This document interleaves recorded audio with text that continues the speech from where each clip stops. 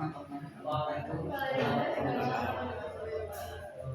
Yang terhormat Bapak Kepala Sekolah SD Negeri Jumet 01 dan yang saya hormati Bapak dan Ibu Guru SD Negeri Jumet 01 dan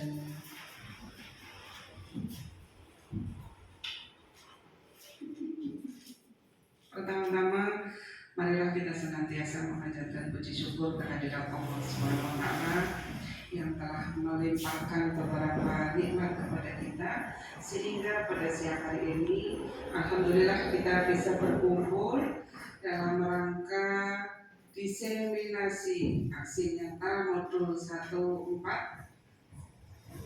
tentang diseminasi budaya positif di sekolah yang nanti akan disampaikan oleh Ibu Lili Widya Stuti SPD. Salawat serta salam senantiasa kami curah limpahkan kepada junjungan kita Nabi Agung Nabi Muhammad SAW beserta keluarga dan sahabatnya. Semoga kelak kita mendapat syafaatnya di hari akhir nanti. Amin ya rabbal alamin. Untuk susunan acara pada siang hari ini, yang pertama itu pembukaan, yang kedua sambutan, yang ketiga acara inti, yang keempat lain-lain atau tanya jawab. Baiklah, marilah kita buka acara ini dengan bacaan basmalah. Terima kasih. Untuk acara sambutan yang pertama itu yang akan disampaikan oleh Bapak Kepala Sekolah. Dalam kali ini akan disampaikan oleh Bapak Ismail Saleh SPD. Kepada Bapak Ismail Saleh disilakan.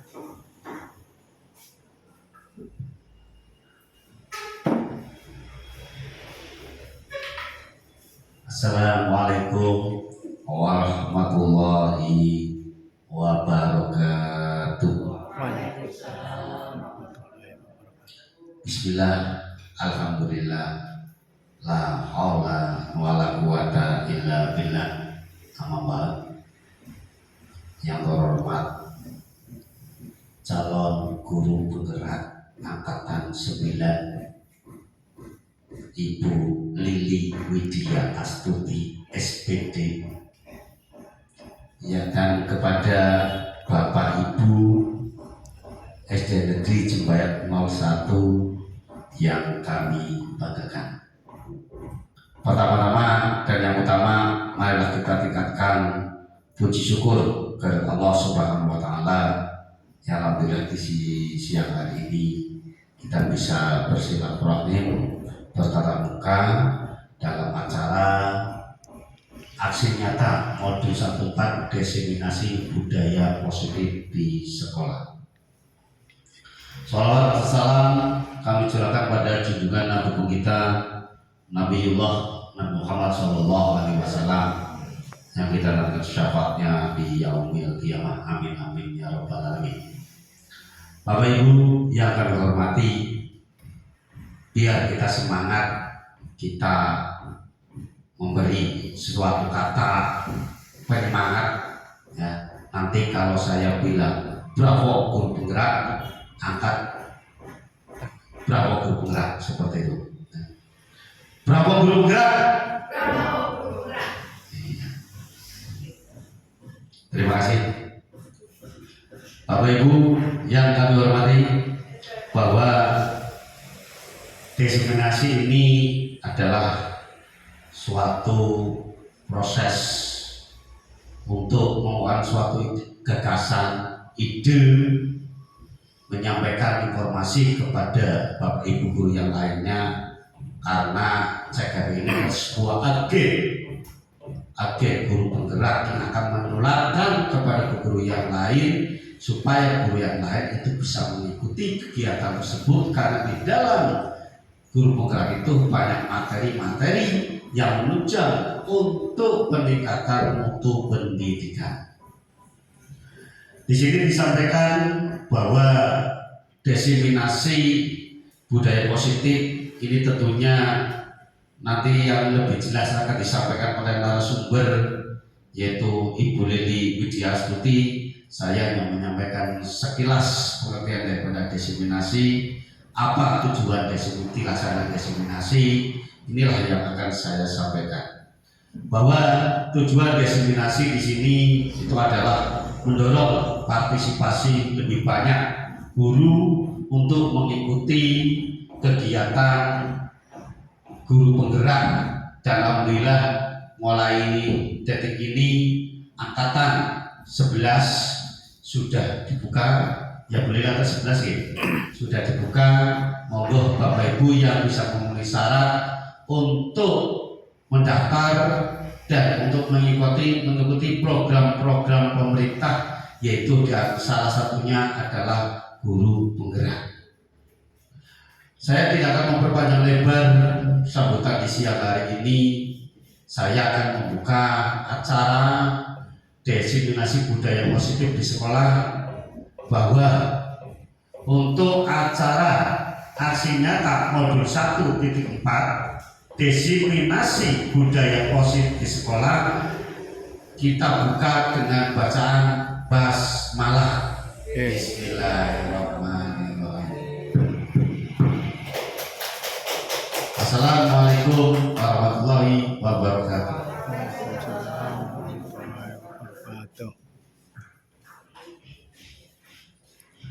Terima kasih, demikian tadi sambutan dari Bapak Kepala Sekolah.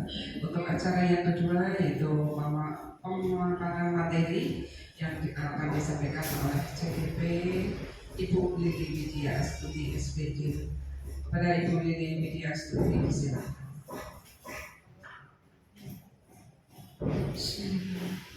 Assalamualaikum warahmatullahi wabarakatuh. Waalaikumsalam. Bismillahirrahmanirrahim. Alhamdulillahirrahmanirrahim. Puja dan puji syukur dari Allah Subhanahu wa Ta'ala yang atas limpahan rahmat dan hidayahnya, hari ini, siang hari ini kita masih bisa diberi kesempatan oleh Allah bisa bertatap muka dalam acara diseminasi budaya positif di sekolah yang akan saya sampaikan ini. Pertama-tama saya ucapkan terima kasih kepada yang terhormat Bapak Kepala Sekolah SD Negeri Jembayat 01 Bapak Ismail Saleh. Tak lupa saya ucapkan terima kasih kepada Bapak Ibu Dewan Guru SD Negeri Jembayat 01 yang telah berkenan hadir dalam acara diseminasi budaya positif yang akan saya sampaikan. Shalawat salam semoga selalu tercurah dan terlimpahkan kepada Nabi besar Muhammad SAW. Semoga kita nanti akan mendapatkan syafaatnya di hari yang akhir nanti. Amin amin. Berhubung waktunya sudah siang, akan saya langsung saja menuju materi aksi nyata modul 1.4. Di sini saya akan memberikan materi yang telah saya terima dalam pendidikan guru penggerak, yaitu memaparkan budaya positif di sekolah. Bapak Ibu semuanya, saya akan memaparkan tentang pengertian budaya positif. Budaya positif adalah nilai-nilai keyakinan-keyakinan dan kebiasaan-kebiasaan baik di sekolah yang berpihak pada murid agar murid dapat berkembang menjadi pribadi yang kritis, penuh hormat dan tanggung jawab. Konsepnya pada modul ini nanti kita akan mempelajari tentang budaya positif, bagaimana kita sebagai seorang guru memberikan yang terbaik kepada siswa, menggali potensi siswa. Karena di sini pada kurikulum merdeka kita sebagai seorang guru itu hanya sebagai perantara, sedangkan pusatnya ada pada murid. Perubahan paradigma belajar, disiplin positif, kebutuhan dasar manusia, motivasi perilaku manusia, posisi kontrol, membuat keyakinan kelas, dan segitiga institusi. Kerjaan rumah kita yaitu mewujudkan profil belajar Pancasila sebagai pengingat pembelajaran yang berpihak kepada murid. Jadi kita hanya fokuskan pada murid. Murid adalah fokus dari kita, bagaimana kita mendidik dan membentuk karakter mereka. Mereka adalah sebuah tulisan yang akan kita perjelas. Nah, di sini kita hanya sebagai pemimpin pembelajaran, sebagai fasilitator. Yang pertama kita akan membahas bagaimana sebuah perubahan paradigma belajar. Perubahan paradigma belajar, paradigma baru dari kurikulum K13 yang telah kita jalani sekarang menjadi kurmer atau kurikulum merdeka. Dan alhamdulillah sekolah kita kelas 1, 2, dan 5, 6 sudah menjalankan 45 sudah menjalankan kurmer. Apa sih bedanya? Di sini nanti kita akan membahas. Perubahan paradigma baru yaitu kita itu dari stimulus respon menjadi teori kontrol. Pada stimulus respon itu semua orang kebutuhannya sama, semua orang melihat hal yang sama. Guru mencoba mengubah murid agar berpandangan sama dengan guru. Itu paradigma dulu. Murid harus nurut apa yang dikatakan guru. A ya A, B ya B. Ya. Perilaku buruk siswa dilihat sebagai sebuah kesalahan dan guru harus bisa mengontrol murid dari model berpikir menang kalah. Untuk itu, teori kontrol kebutuhan semua orang tidak sama. Semua orang memiliki gambaran yang berbeda. Guru berusaha memahami pandangan murid. Perilaku buruk murid memiliki tujuan. Guru tidak bisa mengontrol murid dan model berpikir menang-menang.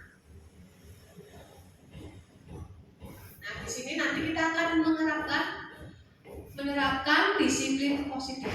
Nah, disiplin positif ini maknanya yaitu cenderung diartikan sesuatu yang dilakukan kepada orang lain untuk mendapatkan kepatuhan. Kecenderungan itu haruslah berubah. Dulu kita itu inginnya bocah kayak kudu patuh.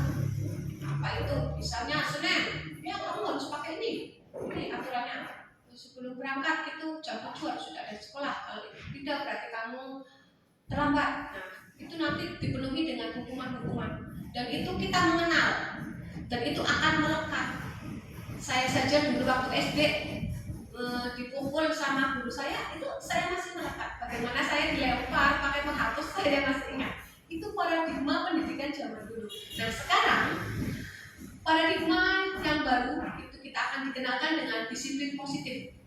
Tentang kecenderungan tersebut harus diubah. Sebagai pendidik, kita harus menciptakan anak-anak yang memiliki disiplin diri yang berasal dari dalam anak sendiri atau dari faktor diri anak sendiri, intrinsik, muncul dari dalam diri sendiri, sehingga mereka nantinya dapat berperilaku dengan mengacu pada nilai-nilai kebajikan, bukan dengan apa yang kita hargai atau pencapaian suatu tujuan ataupun menghindari rasa tidak nyaman. Jadi bagaimana siswa itu secara sendirinya merasa, oh iya saya harus begini, bukan oh saya harus begini biar guru tidak menghukum saya, biar saya itu nanti tidak dipermalukan. Misalnya kan saya terlambat, biasanya kan dulu kita waktu saya belum mengenal disiplin positif, kalau anak yang terlambat saya suruh di luar ataupun duduk berdiri di depan papan tulis. Nah, sekarang setelah saya belajar disiplin positif di pendidikan guru penggerak, maka pandangan saya jadi berubah. Next. Di sini kita akan diberi materi tentang kebutuhan dasar manusia. Sejatinya, sebagai manusia, seluruh perilaku yang dilakukan murid pada dasarnya memiliki tujuan tertentu. Murid memiliki kebutuhan dasar tertentu ketika melakukan suatu perbuatan. Apa sih kebutuhan dasar manusia? Yang pertama yaitu kebutuhan bertahan hidup. Kebutuhan bertahan hidup, kebutuhan mendapatkan cinta dan kasih sayang.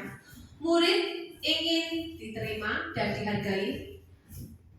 Selanjutnya kebutuhan penguasaan, yaitu bagaimana mereka diakui atas kemampuan mereka, dan kebutuhan kebebasan, yaitu kebutuhan akan pilihan. Mereka juga berhak memilih apa yang mereka inginkan.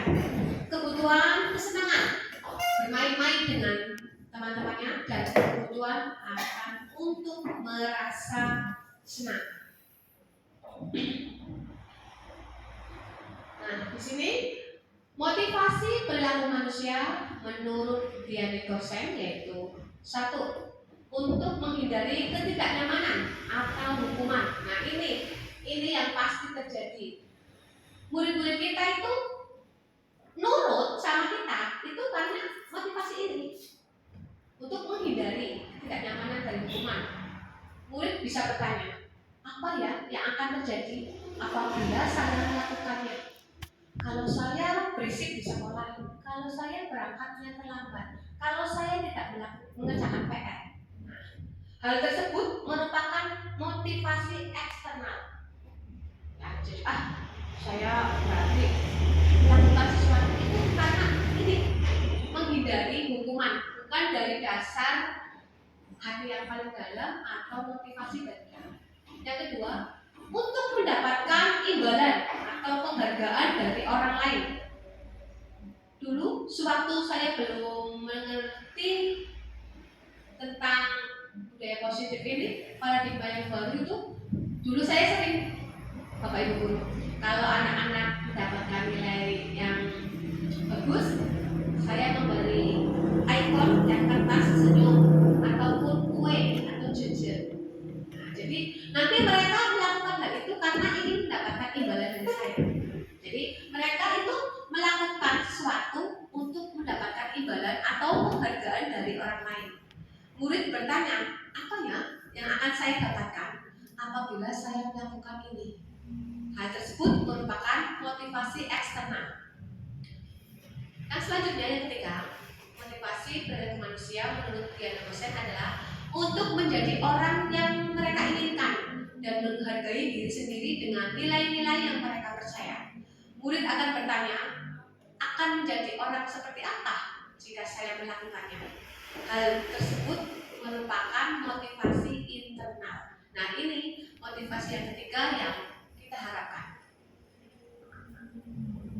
Motivasi itu merupakan dorongan yang timbul pada diri seseorang secara sadar atau tidak sadar untuk melakukan suatu tindakan untuk tujuan tertentu. Motivasi eksternal yaitu murid melakukan kedisiplinan dikarenakan takut, menghindar dari hukuman atau mengharapkan suatu imbalan atau penghargaan. Sedangkan motivasi intrinsik atau internal, murid itu melakukan kedisiplinan karena sadar akan nilai-nilai kebajikan dalam dirinya, yaitu menghargai nilai kebajikan diri sendiri. Konsep disiplin dengan pendekatan restitusi, yaitu sebuah cara bagaimana kita sebagai seorang pendidik, sebagai seorang guru menanamkan disiplin pada murid. Nah, di sini ini Bu, Bapak, ya, inti dari pemaparan materi saya tentang materi restitusi. Apa sih itu restitusi? Restitusi adalah proses menciptakan kondisi bagi murid untuk memperbaiki kesalahan mereka sehingga mereka bisa kembali kepada kelompok mereka dengan karakter yang lebih kuat. Ini gambaran segitiga restitusi. Nah, bagaimana penanganan kita sebagai seorang pendidik kepada siswa kita yang melakukan kesalahan? Yang harus kita lakukan pertama yaitu menstabilkan identitas. Yaitu ketika siswa kita melakukan kesalahan, kita stabilkan dulu identitasnya dengan cara setiap orang pasti pernah melakukan kesalahan. Kamu bukan satu-satunya yang pernah melakukan ini, dan setiap orang pasti tidak sempurna. Jadi misalnya ada siswa-siswi kita yang melakukan kesalahan, bisa kita panggil duduk berdua, kita stabilkan identitasnya dulu dengan beberapa pernyataan.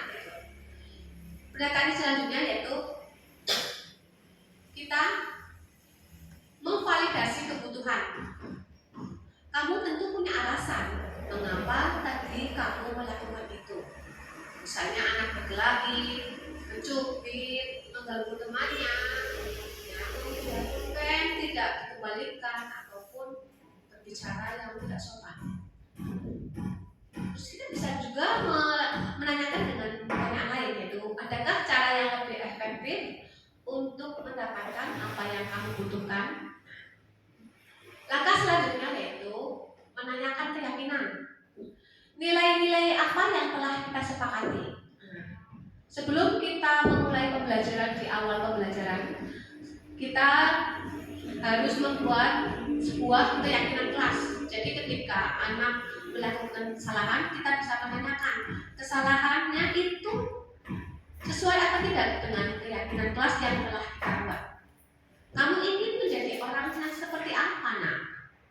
Gitu. Jadi dengan memvalidasi, menstabilkan identitas dan menanyakan keyakinan, nanti si anak akan memahami tanpa harus kita menghukum mereka.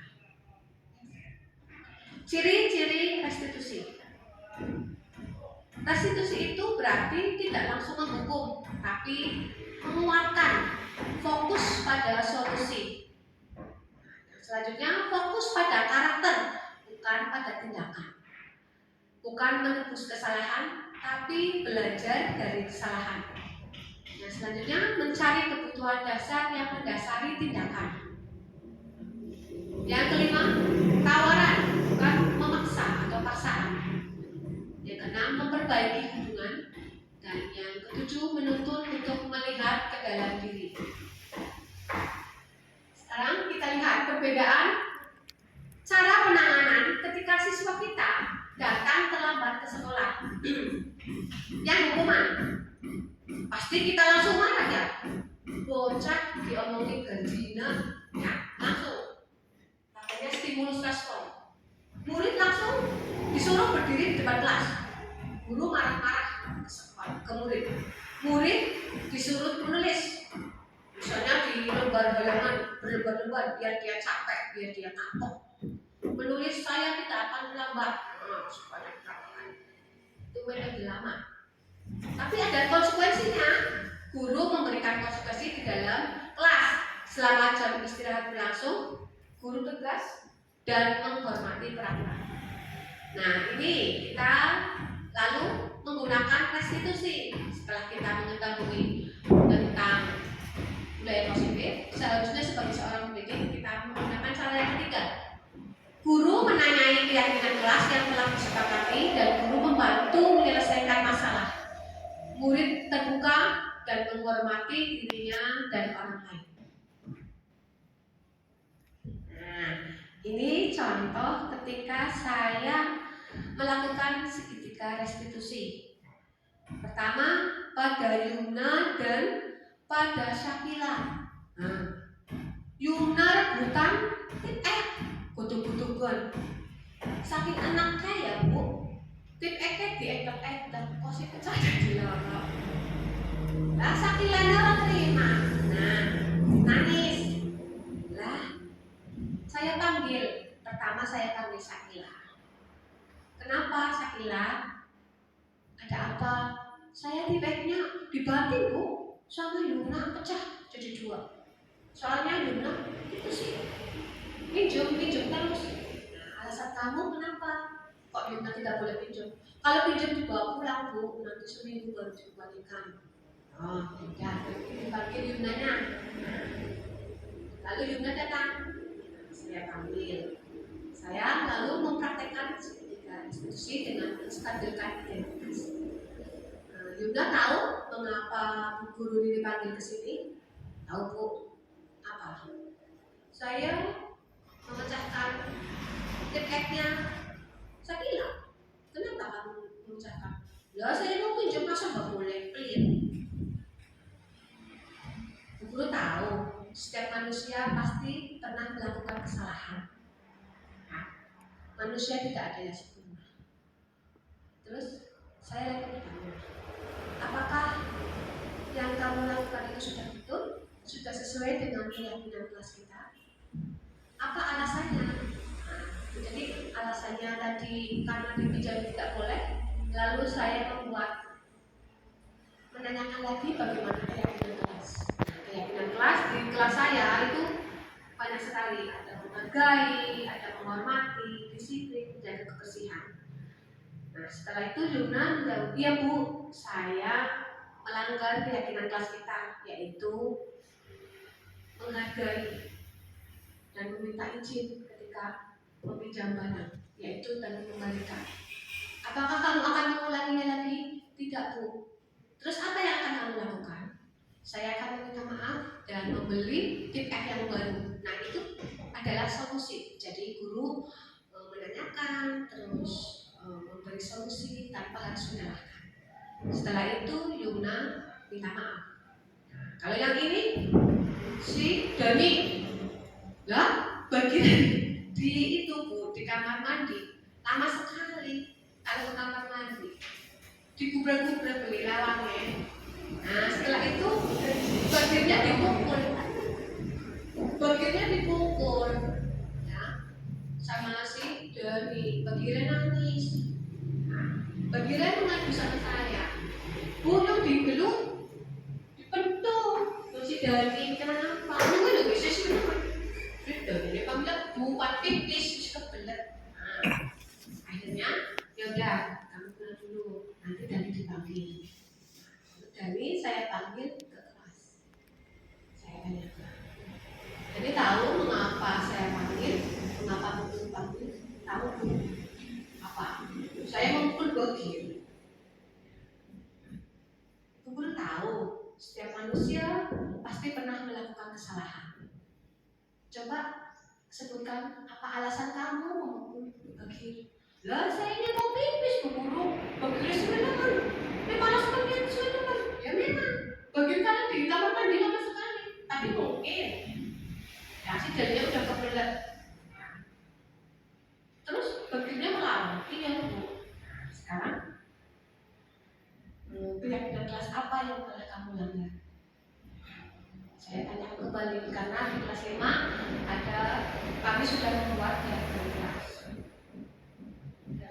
Lalu menjawab, iya Bu, saya tahu saya melanggar keyakinan kelas yang telah kita buat. Dia menjawab, ya, jadi saling menghormati, saling menyayangi, disiplin, budaya antri. Ngantri, wong masih ada orangnya, jangan diduga-duga seperti itu. Nah, setelah ini nanti apa yang akan kamu lakukan?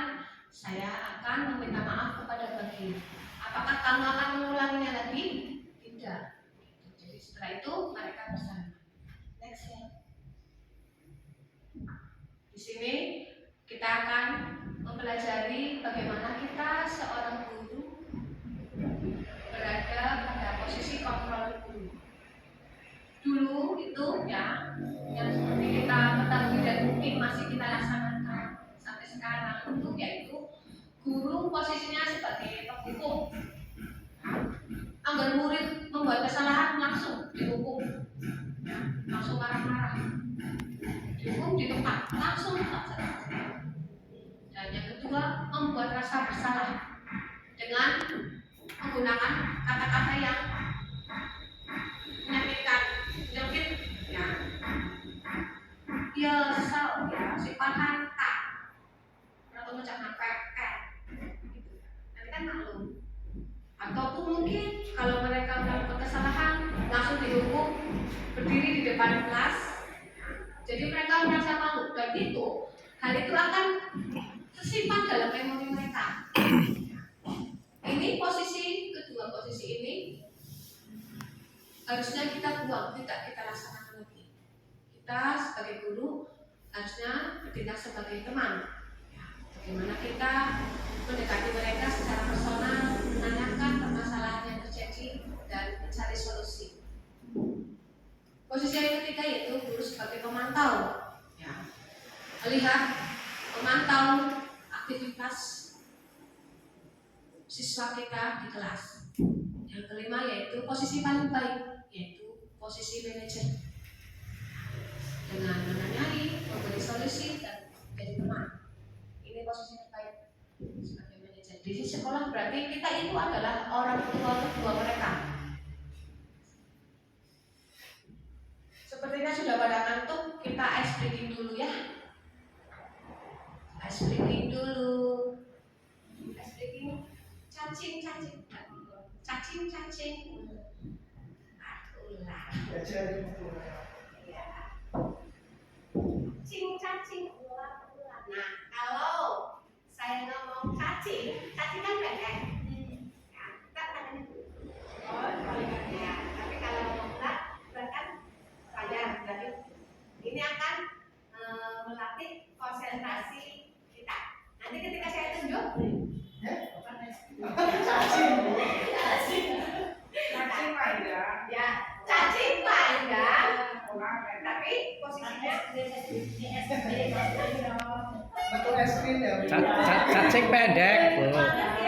Sambil. pendek, tapi ujungnya panjang. Iya. Kalau ular Panjang. panjang, tapi kalau dot kalau langsung panjang. Cacing panjang. Dunia terbalik. Ya, yuk. Cacing. Oh, cacing tadi Kenapa nggak pakai musik? Ya musik. Musik edit. Oh, berdiri ya berdiri. Dirilis. Biar semangat. Ya, oke. Ya nanti SP-nya keluar. Aja speaking cuma. Cacing, ular. Cacing, ular.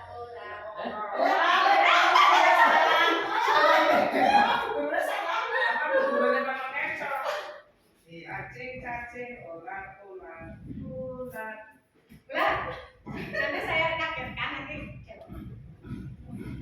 Yo. Cacing, ular. Cacing, ular.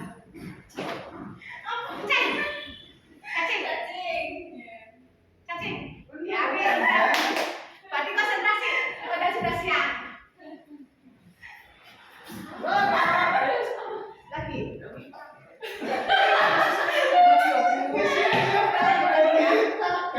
Belum mau? Sudah jam lagi.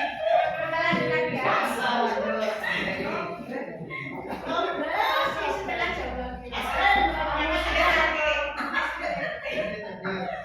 Kita lanjutkan lagi bagaimana contoh penerapan 5 posisi kontrol.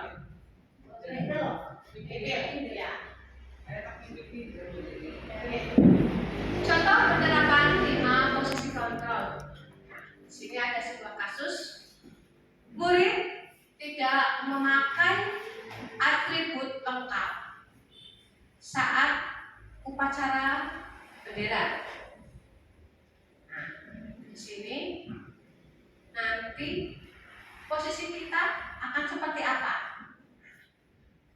Jika kita sebagai posisi terhukum langsung berkata, pagi ini peraturan sekolah berdiri di barisan lain.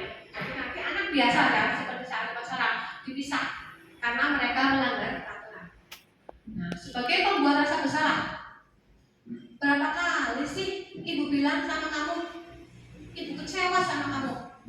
Ya, setiap hari Senin ya, tidak pernah memakai atribut yang lengkap.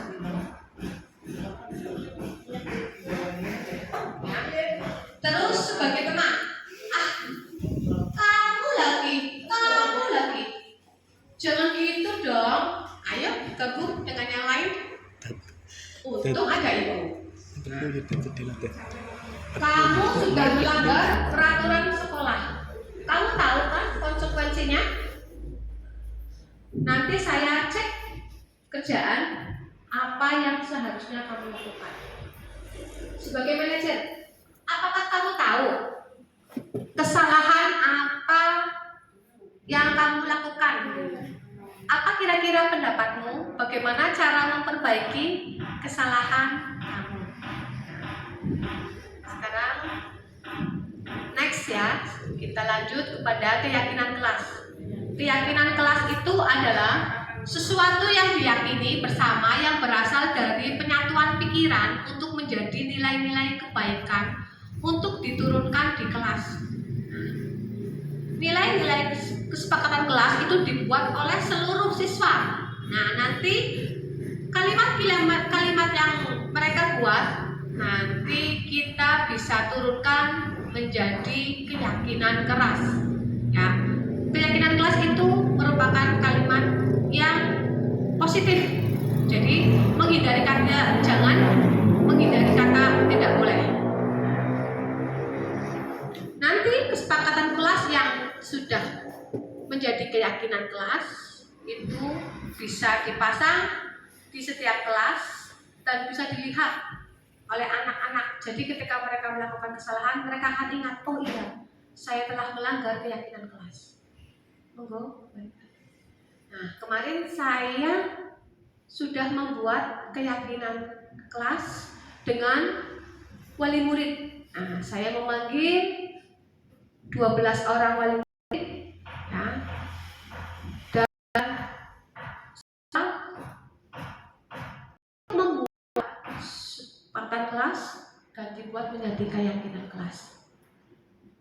Di sini saya juga menyampaikan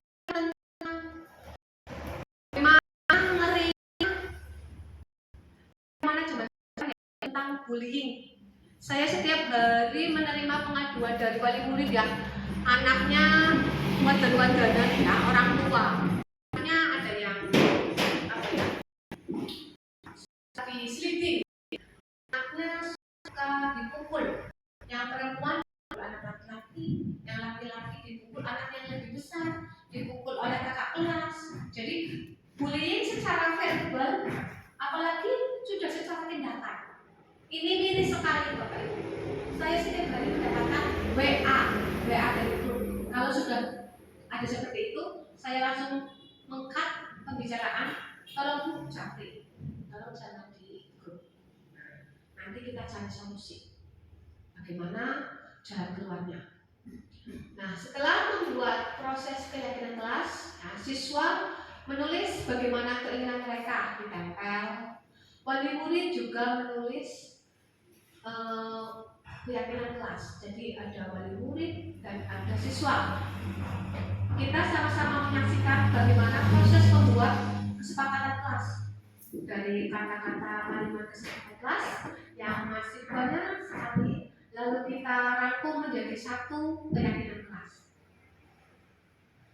Nah, setelah jadi, lalu saya membacakan hasil diskusi di kelas.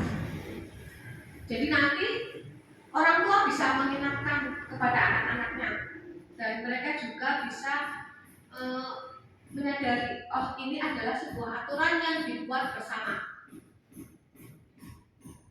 Nah, ini keyakinan kelas 5 yang telah disepakati menjadi keyakinan kelas. Nah, saya akan menjelaskannya. Yang ke-1, disiplin.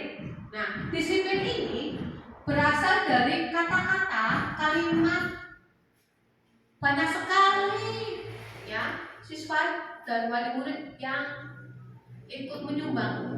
Pertama, mengerjakan PR, tidak main HP. Ya. Kalau ke kamar mandi jangan pukul-pukulan, jangan dorong-dorongan. Kalau berangkat tidak terlambat. Terus bagaimana siswa bisa menjalankan aturan sekolah? Bagaimana mereka ketika upacara bajunya sesuai dengan aturan sekolah? Ya, di situ.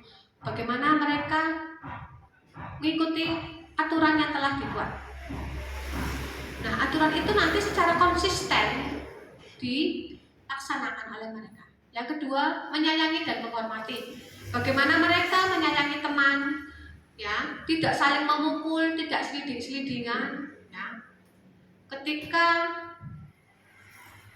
ada yang sakit, bisa membantu, menengok.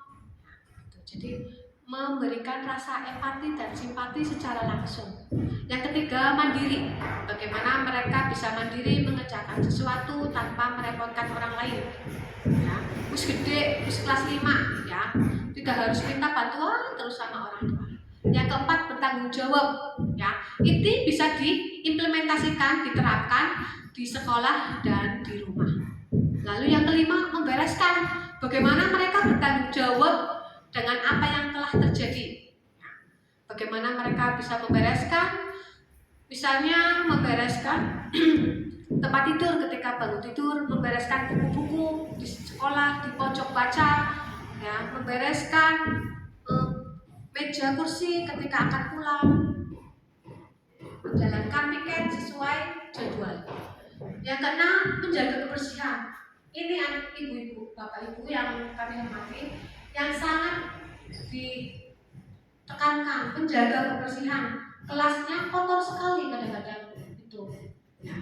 Jadi bagaimana kelas bersih, tidak banyak debu, dan mereka menjalankan absen sesuai yang telah disepakati, sesuai jadwalnya. Nah, bagaimana pembentukan keyakinan kelas? Nah, kalimat-kalimat kesepakatan kelas yang dikumpulkan dari wali murid, dari siswa-siswa, semuanya berpartisipasi. Dari 31 anak dan 12 wali murid membuat kesepakatan kelas yang tadi menjadi sebuah keyakinan. Dari kalimat yang lebih abstrak menjadi peraturan. Jadi sedikit saja agar mudah diingat, berupaya menyatakan secara universal sesuai dengan kondisi kelas dan agar mudah diterapkan dan dibuat dalam bentuk positif. Semua warga kelas ikut serta terlibat dalam pembuatan keyakinan kelas. Jadi mereka ketika membuat keyakinan kelas jadi tahu, oh ya saya ikut andil membuat, jadi saya juga harus melaksanakan. Refleksi. Kita menuju acara refleksi. Bagaimana setelah mempelajari modul 1.4? Saya sudah memahami konsep inti dari budaya positif tentang teori kontrol, teori motivasi, posisi kontrol guru, kebutuhan dasar manusia, keyakinan kelas, dan segitiga restitusi. Jadi sejauh mana pemahaman kita tentang konsep-konsep yang telah dipelajari, bagaimana kita nanti akan melaksanakannya di kelas.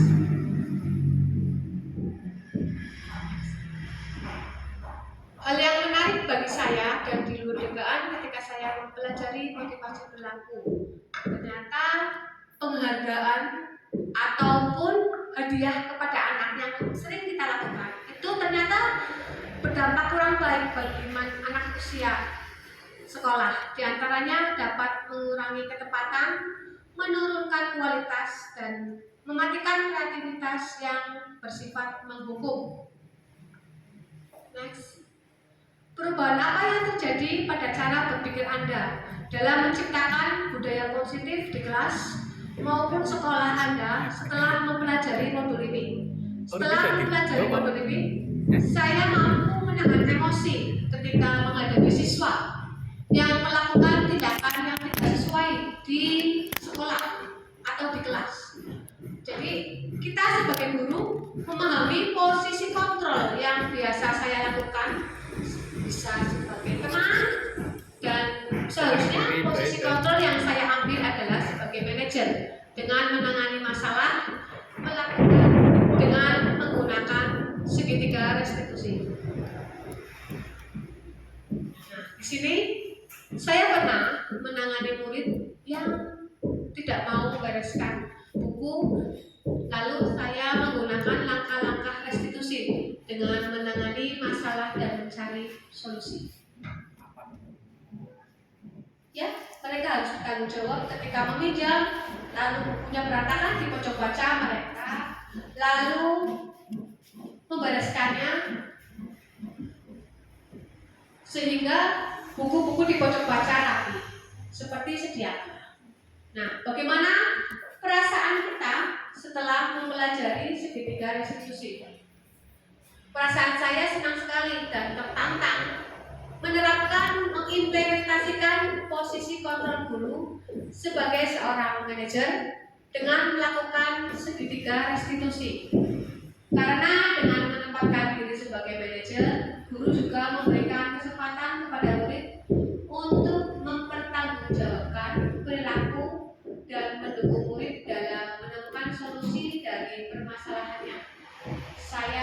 berusaha untuk terus memperbaiki diri sesuai dengan nilai-nilai budaya positif yang ada di sekolah kita.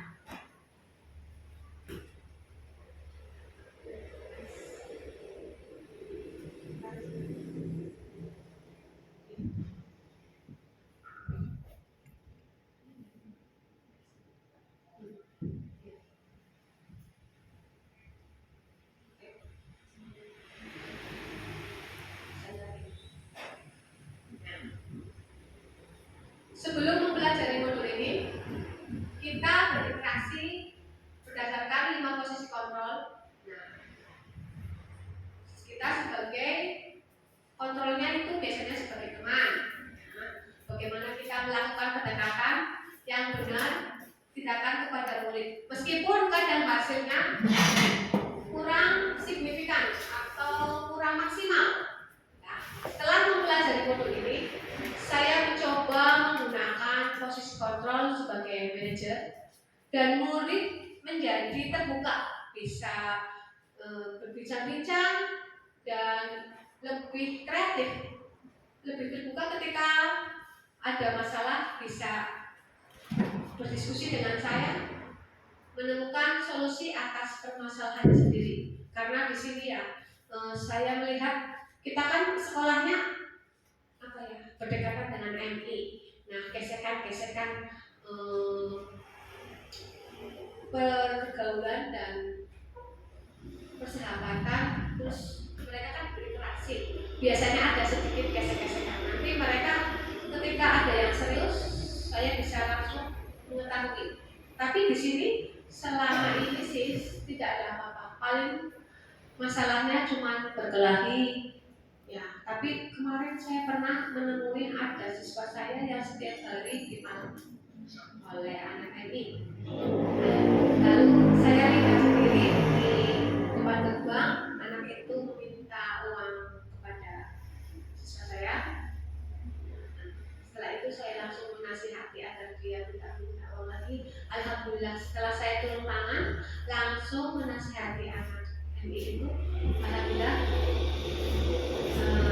tidak lagi meminta uang, tidak memalak menurut saya. Apakah sebelumnya saya tidak pernah menggunakan konsep segitiga restitusi? Iya, sebelum mempelajari modul ini saya tidak pernah, karena ya tahu sendiri konsep guru zaman dulu kan pokoknya ya langsung stimulus kontrol. Ketika siswa melakukan kesalahan langsung dihukum. Ya, yang ada cuma emosi dan bagaimana membuat mereka merasa malu agar tidak melakukan kesalahan yang sama. Itu ininya guru itu seperti itu, otoriter dan melakukan tindakan langsung agar mereka jerak dan tidak mengulangi perbuatan itu lagi. Konsep-konsep yang disampaikan dalam modul ini yaitu menciptakan budaya positif dengan kolaborasi dan kerjasama yang baik dengan semua warga sekolah. Kolaborasi dan kerjasama warga sekolah dalam mewujudkan nilai-nilai kebajikan diperlukan agar dapat membangun budaya positif di sekolah melalui SOP sebagai acuan untuk pembiasaan kepada anak-anak dengan kesepakatan belajar di sekolah. Nah, teman-teman semuanya, sekarang saya ingin sharing bagaimanakah apakah ada permasalahan yang kita temui di kelas. Nah, kelasnya kan ada yang kelas tinggi, ada yang kelas rendah. Bagaimana cara menangani? Nah, saya angkat pertanyaan. Bagaimana cara menangani siswa yang terlambat sekolah untuk kelas bawah? Begini, yang mana cara yang begini? Diketahui. Kecuali masa diketahui? Banyak. Ya, kalau untuk kelas rendah, yang menambah biasanya kan orang tua apa ya namanya, malamnya itu memberitahu.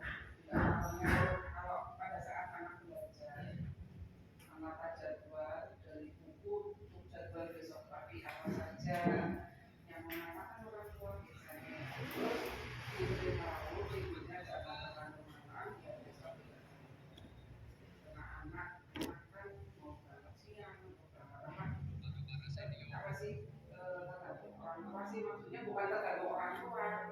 Apa ya namanya sih? Ngomongin ibu. Orang tua itu Iya, ikut andil kan ya.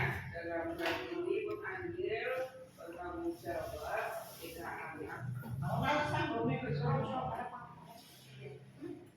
Ikut andil dalam Andil dalam mendidik anak.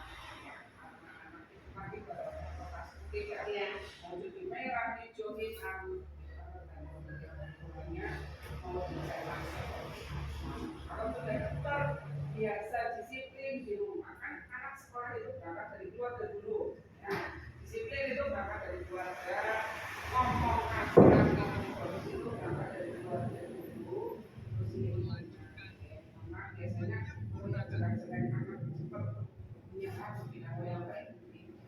Jadi nanti kalau terlambat berarti itu mungkin orang tuanya membangunkan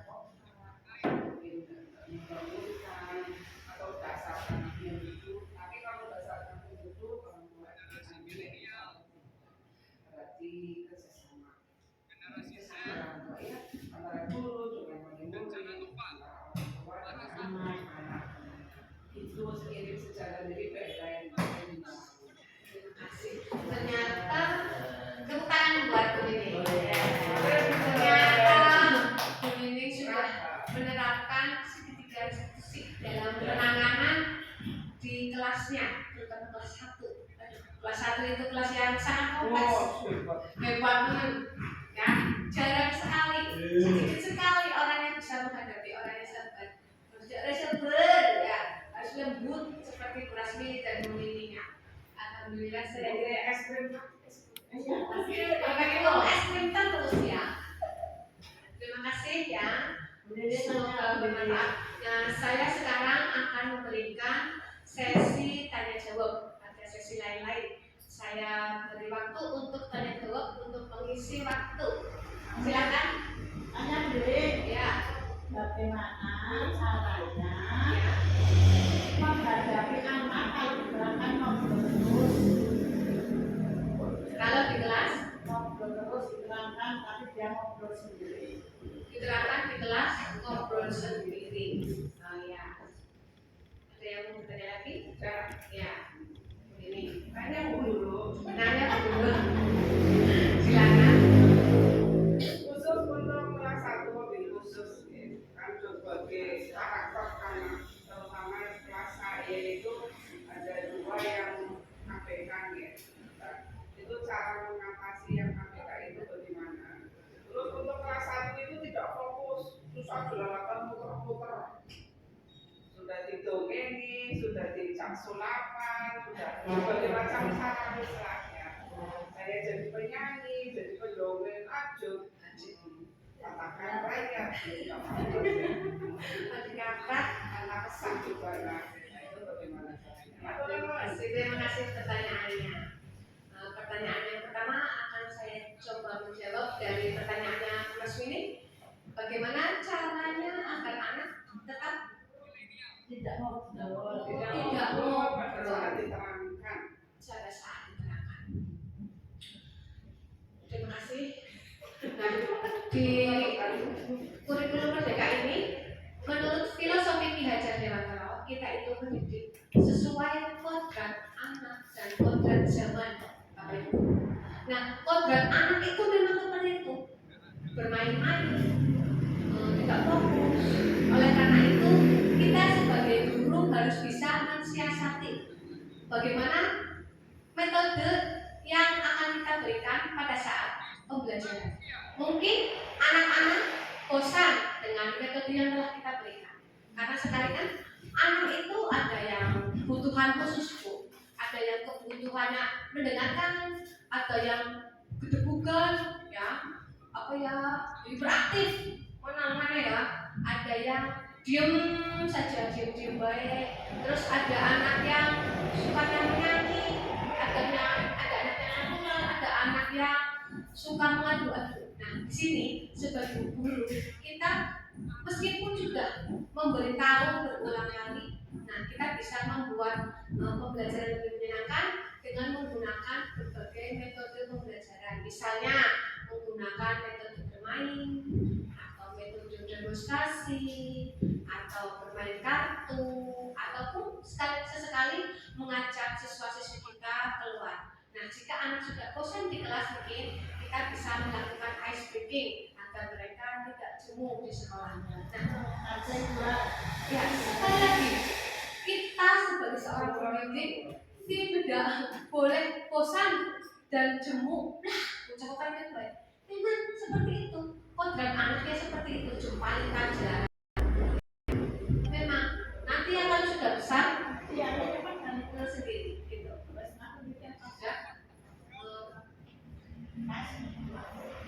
Sudah. Kurang 4 menit. Iya di video. Sekali lagi, pertanyaannya tentang bagaimana menghadapi anak kelas 1 yang berkebutuhan khusus. Di sini nih dilemanya. Saya juga Sedangkan bisa kita menjawab. sebagai guru Dilemanya saya tidak tidak bisa diberi menjawab. materi tentang bagaimana cara menghadapi anak berkebutuhan khusus. Sedangkan anak itu tidak mau sekolah di sekolah yang inklusif. Kan anak itu berarti berbeda. Nah, di sini kita akan menerapkan bagaimana caranya memenuhi pendidikan anak dengan pendidikan berdiferensiasi. Ya, memang saya melihat Bu di kelas ibu ya Allah sangat kompleks ya. Ada yang begitu ya. Kebutuhannya sangat khusus. Sampai-sampai itu menguras tenaga. Ya, di sini rasa kesabaran kita, ketelatenan kita menghadapi siswa itu diuji. Bagaimana kita bisa mengontrol emosi. Semoga semua itu menjadi nilai ibadah.